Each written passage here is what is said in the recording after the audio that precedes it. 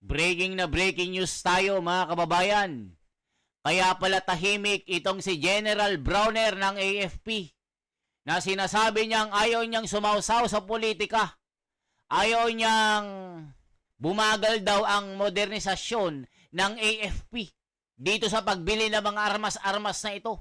Ayaw niyang sumausaw sa problema ng korupsyon sa politika. Kaya pala tahimik ito. Dahil merong 15 billion di umano na military ghost project. Hala ka, AFP TICAS project ang tawag dito. Mga kababayan, eto na. Nilabas na ng Net25 ang pasabog na balita. Bumabaha din pala ng pera ng korupsyon sa AFP. Naku po, eto na mga kababayan. Nakakagigil na. Flood control na pagnanakaw din pala ito. Kaya pala mga armas na mga ito, puro 5-star na paputok. Puro paltik-paltik lang. Dahil binulsa din pala. Hala ka, ito po ang balita mga kababayan. Naku po. Mamaya ipapakita natin yung sagot ni General Browner dito. Hala ka, ito po. Billion pesos. Oo. Okay. Ang project ay 15 billion pesos. Oo. Okay. Ang project ay kung tawagin ay TICAS, ha? TICAS. Tama, mga sundalo talaga. TICAS. Mga matitikas talaga yan. Oo. Project TICAS. TICAS, pero ang ibig sabihin niyan ay tatag ng infrastruktura para sa kapayapaan at seguridad. Nako. Oo. TICAS program ng DPWH. So, programa ng DPWH to para sa mga sundalo natin? Kaya TICAS ang tawag. Alam ba ito ni General Romeo Browner? Palagay ko alam niya ito. Kasi para sa kanila to ha?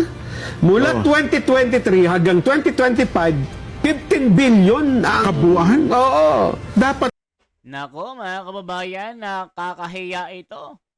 Kaya pala may pa-meeting pa si Martin Romualdez noon. TICAS sa Bisaya, TICAS ay fraud. Ang tanong, alam ba nila na may nakalaan para sa kasundaluan? Alaka, mga kababayan. Mayroon din palang korupsyon dito. ang itatayo nito, Nelson, ay ano ito? Mga barracks o Lahat ng mga nationwide? Oo, lahat ng mga kailangan ng mga sundalo. Grabe na ito. Lumilitaw, yung mga project pala, kung hindi man natapos, hindi nagamit. Ibig sabihin, may mga hindi na... Oo nga naman, paano mo gagamitin yung hindi tapos sa proyekto, di ba? Oo nga naman. Pero ni-report din ba nilang completed ito? Completed! 15 billion pesos proyekto ng DPWH para sa militar. Completed! Nakakapanginig lalo Ito, ng pakinggan mo. Sabi Mga kababayan, nakakagigil ito. Tignan nyo yung picture. Nandito po si Martin Romualdez. Nandito rin yung mga general. Naglalabasan na po ang mga sekreto ng mga baho ng mga ito. Meron din palang tinatagong sekreto. Kung merong flood control project, ghost project na corruption, dito meron din TICAS project na multo. 15 billion. Kaya daw pala tahimik itong si General Browner, ay busog na busog din pala ang mga general na ito, mga kababayan ng AFP. Nako po, General Browner, sagutin mo ito. ni Defense Secretary Gibo Chodoro, merong 944 projects sa TICAS program. Nationwide, 944. Oo. Okay. 648 nakaabot ng first phase. Ibig sabihin siguro ano lang yun? Yung siguro poste-poste. Poste-poste. Yung land development siguro. 600 majority 648, di ba? Okay. Pero dineklara completed. Grabe ito, Nelson, ha? Hala ka, dineklara completed, yung pala wala pala. Para ding mga kontraktor ng DPWH. Kaya pala tahimik sila kasi busog na busog din pala ang tiyan. Yan ang sinasabi ng mga comment. Naku po mga kababayan, nakakahiya kayo kung ganon. Grabe, President vibe dyan si Romualdez. May viral video ko. Call sila po. Naku po. Kasabwat rin pala ang AFP, kaya pala tahimik na tahimik. Hala ka. Sa Bisaya ang tikas ay mangunguyo. Hala ka. Ano na AFP? Mga sundalo, alam nyo na, mataba pala bulsa ng hepe nyo. Samantala kayo nakikipagpatayan sa bundok, ang hepe nyo maganda na kinabukasan. AFP amo nyo, yumayaman. Tekas yan. Tika sa Bisaya ay daya. Hala ka. Kakahiya kayo kung totoo ito. Hindi maliit na halaga, 15 billion. Sa sabihin, anomalya din pala ito. Anomalya. Sino kaya proponent nito, no? Sino kaya proponent? Diba? Pero ang gusto ko malaman ito, alam ka namang maaprubahan ng budget at may tayo yung building sa base ng sundalo, hindi alam ng opisyal. Siyempre, pipirmahan nila yan. Yung camp commander, yung kung sino man, di ba? Siyempre, aprubahan nila. Alam ka naman pumasok doon yung construction worker ng DPW. May gagawa kami ito, wala kayong pakialam, ha? Yes. Baka kinulata ka ng M16 na pagka nagkataon. Kaya nga. Yan na mga kababayan. So dito, sinagot po ni General Browner ang issue na ito ay kanyang tinanggi. Hindi raw totoo ang mga paratang na ito. Puro daw fake news at puro daw kasinungalingan. Hala ka mga kababayan. Nakakahiya ito kung totoo ito, General Browner. Kaya pala tahimik kayo sa issue ng flood control issue. Meron din pala kayong tinatagong kabuhayahan, kabukatutan at pagnanakaw. Hala ka, ito po ang sagot ni General Browner mga kababayan. Nako po, eto na. Manggigigil kayo. Eto po. The Armed Forces of the Philippines has denied allegations of supposed 15 billion pesos worth of ghost projects from 2023 to 2025, calling the claims malicious and baseless. In a statement, the AFP said the accusations spreading online are false and aimed at discrediting the organization and its leadership. The military clarified that it does not implement or receive funds for infrastructure projects. Under the TICAS program or Tatag ng Infrastruktura para sa Kapayapaan at Seguridad, all construction projects for military facilities are funded and managed by the Department of Public Works and Highways. AFP Chief General Romeo Bronner Jr. stressed that the military only identifies the facilities it needs while the DPWH handles the planning, bidding, and implementation. So yan mga kababayan, AFP denies 15 billion ghost project, claims box of transfer of TICAS funds to DND. Hala ka. Mga kababayan, nakakahiya kayo kung totoo ito. Grabe na, sobra na. Sabi nila, nakakahiya, Browner, isa ka ring magnanakaw. Aamin ba naman yung si Brownie, dinawalan siya ng pabaon pag nag-retire? Hala ka. Corruption continues when good men nothing. Good men do nothing. Walang magnanakaw na umamin. Nakakahiya kayo, AFP.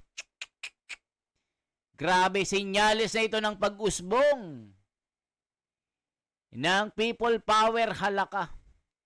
Wow, meron din pala sila, kaya tahimik sila, mga buhaya din pala kayo. Halaka. Ayan, pati AFP meron din pala, BBM Legacy. Halaka, kaya pala tahimik kasi nga busog na busog din pala. Paano pa kaya ang PNP? Halaka. Mga kababayan, sinungaling. Halaka. The current intergovernment under Marcos is a big criminal syndicate. Grabe, nakakahiya kayo. Siyempre, may naririnig na ba kayo mga ni-reveal na korap na umamin? Ilang buwan na ang investigasyon, lahat sila inosente. Diba? Organisado nga, accounting to Sir Magalong. Malaki talaga itong nagaganap na grabe na pagnanakaw. Daling sabihin, resibo nga, baw-baw, halaka. Yari na, timbog ang AFP dito, General Browner. Meron pa lang tinatagong, ay nako, may ghost project din pala. Meanwhile, the Department of National Defense has recommended scrapping unfinished DPWH-implemented military projects under the TICAS program. This comes after Senator Win Gatchalian flagged several uncompleted structures for the Philippine Air Force. Gatchalian has since proposed to transfer the 3 billion peso TICAS allocation from the DPWH to the DND for 2026, a move supported by Defense Secretary Gilberto Teodoro and AFP Chief General Romeo Bronner. Bronner said he backs the transfer to ensure quality accountability, and to prevent any possibility of ghost projects in future military infrastructure programs. Yan mga kababayan, nako po, mga kababayan, itinanggi, hindi raw totoo at ito daw ay mga paratang lamang. Kaya pala tahimik kay General Browner. Hindi kami makikialam sa politika, magulo kasi yan. We are focusing on the modernization of the AFP. We are not going to involved in the politics. We are stood. We are powerful. We are disciplined. We are according to the Constitution. Wow, grabe 15 billion. Tinanggi. Mga kababayan, grabe na. Uulitin natin nang malaman natin dito. Grabe palang nakawan. Grabe palang... Oh, Okay. ang project ay kung tawagin ay TICAS, ha? Tikas. Tama, mga sundalo talaga. Tikas. Mga titikas talaga yan. Oh. Oh. Project TICAS. TICAS, pero ang ibig sabihin niyan ay tatag ng infrastruktura para sa kapayapaan at seguridad. Nako. TICAS program ng DPWH. So, programa ng DPWH to para sa mga sundalo natin? Kaya TICAS ang tawag. Alam ba ito ni General Romeo Browner? Palagay ko alam niya ito. Kasi para sa kanila to ha? Mula 2023 hanggang 2025, 15 billion ang... Kabuuan? Oo. Dapat ang itatayo nito, Nelson, ay ano ito, mga barracks o Lahat ng mga... Nationwide. Oo. Lahat ng mga kailangan ng mga sundalo. Grabe na ito. Lumilitaw. Yung mga project pala, kung hindi man natapos, hindi nagamit. Ibig sabihin, may mga hindi na... Oo nga naman, paano mo gagamitin yung hindi tapos sa proyekto, di ba? Oo nga naman. Pero ni-report din ba nilang completed ito? Completed! 15 billion pesos proyekto ng DPWH para sa militar. Completed! Nakakapanginig lalo Ito, ng naman pakinggan to. mo. Oh. Sabi ni Defense Secretary Gibo Chodoro, merong 944 projects sa TICAS program. Nationwide, 944. Okay. 648 nakaabot ng first phase. Ibig sabihin siguro Ano lang yun? Yung siguro poste-poste. Poste-poste. Yung land development siguro. 600 majority 648, di ba? Okay. Pero dineklara completed. Grabe ito, Nelson, ha? Hindi. Mga kababayan, grabe na ito. General Browner, sagutin mo ito. Nasaan ang mga project na 15 billion? Itinanggi ni General Browner na paninira lamang at wala daw batayan, baseless daw ito at chismis lang at pawang paninira lamang. Hindi nangungurap. Bawal sa aming mga alam. Sa issue ng politika. Sa blood control. Busog na busog din pala si General Browner. Matindi, tinanggi. Hindi raw totoo. Sino ba namang aamin na magnanakaw? Yan ang sabi ng mga comment. Mga kababayan, ano masasabi nyo dito? Lahat pala. Kaya pala tahimik. Di ba nililigawan siya mga kababayan ng mga ex-general, na mga opisyal ng AFP. Nandito na ang mga basehan. Revolusyon. Sabi nila, no. We are stand to the Constitution. We are not involved in the politics. Naka-naka, meron din palang ghost project. Kasama din pala sa korupsyon. Halaka mga kababayan. Itinanggi. Hindi kami magnanakaw. Ayan na mga kababayan, naglabasan na mga baho. Yari. Matindi ito. Nakakahiya ito. Nakakahiya kayo kung totoo ito. maliit na halaga, 15 billion. Sa sabihin, anomalya din pala ito. Anomalya. Sino kaya proponent nito, no? Sino kaya proponent? Diba? Pero ang gusto ko malaman ito, alam nga namang maaprubahan ng budget at may tayo yung building sa base ng sundalo na hindi alam ng opisyal. Siyempre, pipirmahan nila yan. Yung camp commander, yung kung sino man, di ba? Siyempre, aprobahan nila. Alam nga naman pumasok doon yung construction worker ng DPW. May gagawa kami ito, wala kayong pakialam, ha? Yes. Baka kinulata ka ng M16 na pagka nagkataon. Kaya nga. Malalim ito, Jem. 15 So yan po, i-check natin ano bang usapan po ng 15 billion. Di ba pinakita ko na ito? Ito, Saldico. Saldico AFP yan. AFP leak. Makikita po natin yung usapan nila. Leak video. Ayan, ito po mga kababayan, makikita nyo yung mga usapan ng mga buhayang ito. Ito po mga kababayan. Ayun, nakakahiya ang mga ito. I-share nyo po ito. How are you? Magandang hapon. Okay naman po sir. Thank you. Thank you, sir. Mga kababayan, ito po yung usapan po nila na pera. Yung on the line, General Facundo Falapox IV, Commander Southern Luzon Command, December 11, 2024. Ito po yung after the BICAM. Let's expose their evil deed. O ito na po mga kababayan. Tignan nyo po. Yeah. Magandang po kami lahat, yes. We have good news. Kinuto ko sa iyo kanina. We just finished signing the bicameral conference with the senators and congressmen. Pasok yung sinabi ko sa iyo when we meet last week, no, sa Misibis. Opo, sir. Okay, naipasok lahat, additional of 8 billion. Nauna yung 8 billion sa HGAB. Now, naipasok ulit namin another 8 billion. That's 16 billion. So, Grabe, 16 billion. total yung buong 350 pesos na... Yeah. Can I take a video of you, sir? Sure.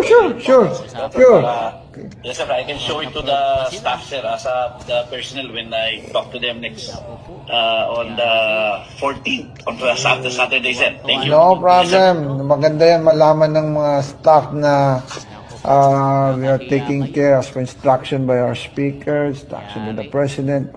Ano yan? Maganda yan na Napatawag din ito sa mga kababayan. malaman ikaw sa Sol. How are you? Magandang hapon. Okay naman po, sir. Thank you. So yan po, tignan nyo po yung mga comment. Sinong nagsabing walang alam ang presidente sa nangyayari ngayon? Well, kung totoo man yan, yan po ay allowances sa mga kasundaluan natin ang kanyang binabanggit. Naku po, di natin alam kung anong mga ito. With the senators and congressman, wow. Yari, pati ang ka-video call niya, pa-imbestigahan, huli cam pero nawala na si Saldico, nagtatago na. Iyan legit, bakit shown that video in the Senate? Nako po. I-repost ko 100 times, nako po. Saldico rap, malinaw naman pala instruction by speaker, halaka. Matagal na to pero share lang ng share para mapansin ng senador, para mapatawag sila kung ano yan. Dapat ipatawag sila. Naku mga kababayan, nakakahiya ito. Ito pa, meron pa dito mga kababayan. Check natin, meron pa dito. Naglalabasan po ito mga kababayan.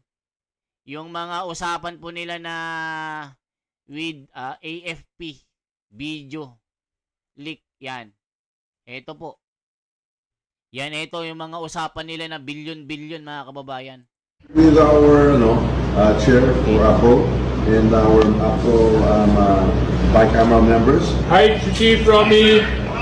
please kindly convey to the AFP, to our men and women in uniform, that as we committed, that the subsistence daily allowance, bicameral members, Hi, Chief Romy. please kindly convey to the AFP, to our men and women in uniform, that as we committed, that the subsistence daily allowance from 150 to 350 has not only been approved, but it's been approved and it's being signed right now. We will ratify the bicameral report this afternoon. So please tell that. Palakpakan yung mga buhaya, mga kababayan. Naku po, tuwang-tuwa yung mga congressman din yung mga kasama nila dito. Whatever they heard, that's all fake news. Basta nagsalita tayo when we speak. I as a speaker in the House, when we speak, we mean it and we will always deliver. You are top priority, sir. Please tell the men and women in the AFP, top priority po kayo. And we are fully committed to support all of you and keep your morale high and to always take care of you. Please convey that. Ha? Mabuhay ang AFP. Mabuhay kayo lahat. Okay. I will relate this, sir, to the troops on the ground, and then I will this is my speech during the AFP. So that is signed here in the BICAM. It will be ratified tonight in the plenary. We will ratify the budget on Wednesday, and the president will sign it into law. That is as good as gold. Huh? So I just wanted to allay any fear. So yan po mga kababayan yung usapan ng AFP. Naku po, yari. Tapos itinanggi po nila. Itinanggi po ng AFP yung mga paratang na ito. Nakakahiya naman. Nakakahiya kayo. Nakakahiya kayo AFP kung totoo ito. Mga kababayan ko.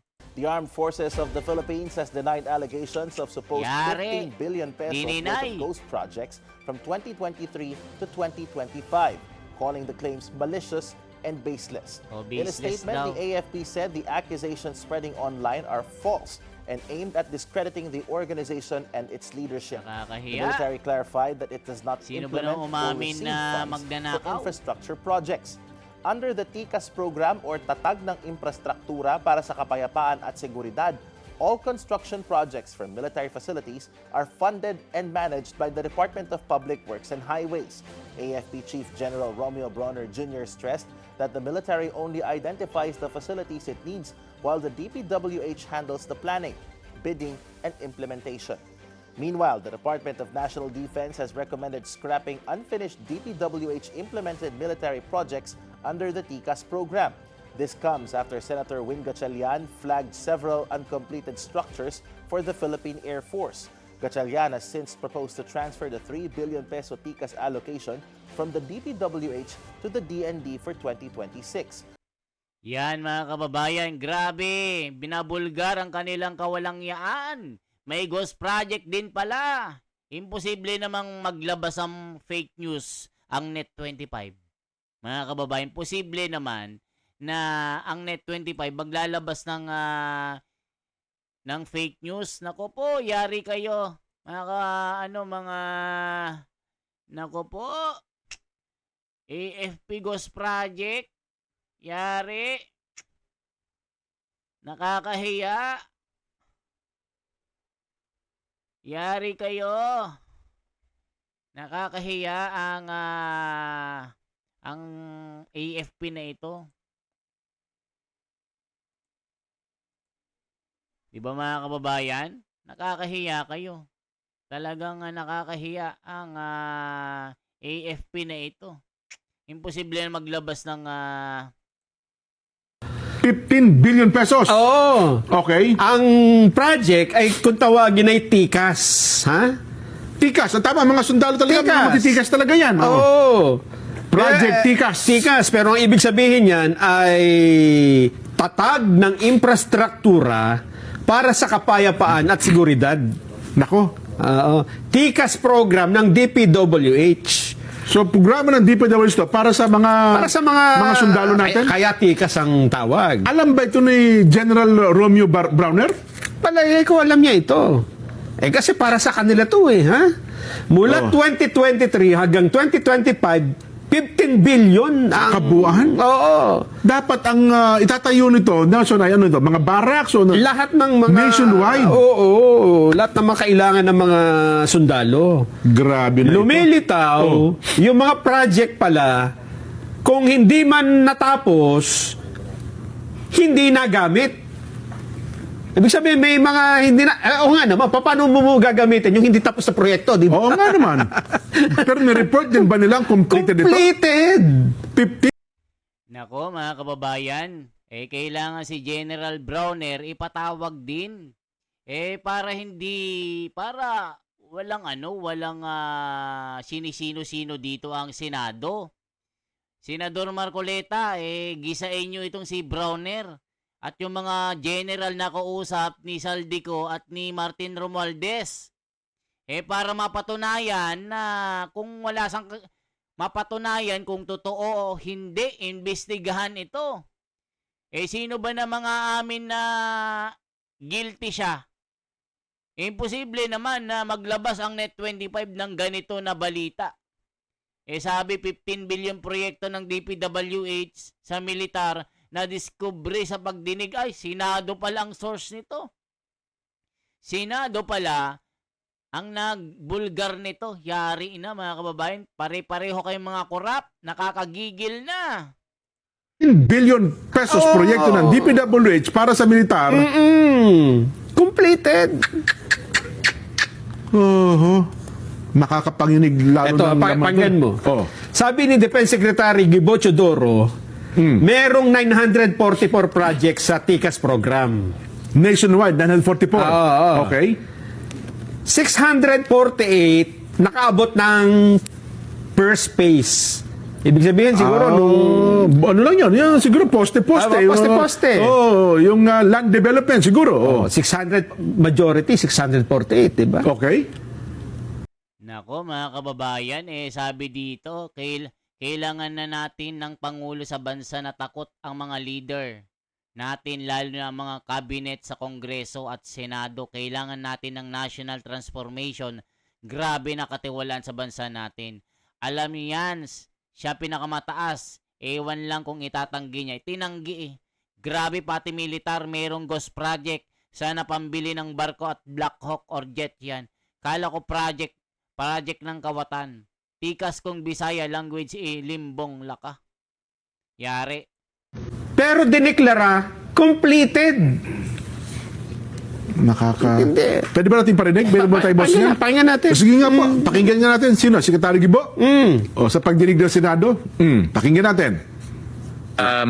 This is on the topic of the TICAS projects. Yes, Your Honor. And I'll just flash on the screen. Nakita ko sa budget na merong 3 billion for 2026 for TICAS projects.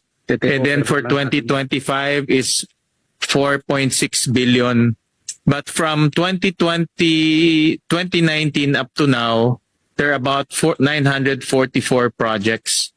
And then I saw in the last few years, pababa yung completion rate, meaning yung natatapos versus budget. No? Yes, Your Honor. So, Mr. Secretary, can you discuss with us, ano itong TICAS projects? Etong TICAS projects po ay projects na ginagawa ng DPW.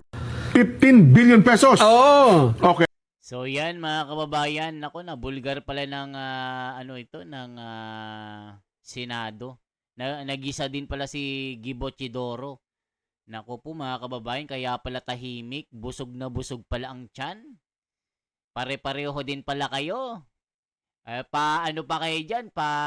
Tahi-tahimik lang pero busog naman ang bulsa. Nako po mga kababayan. Kaya pala sabi ni Browner, we are not involved in the politics. We are stood to the power of the Constitution. Politics is very drastic at magulo. Yung pala, busog din palang bulsa. Kaya mga kababayan, ano masasabi nyo dito sa balitang ito? General Browner, sagutin mo sa Senado para magisi ka ni Marcoleta. Yari, magkikita kayo ni Marcoleta. Heto na po. Isang like, isang share po, isang subscribe. Salamat po.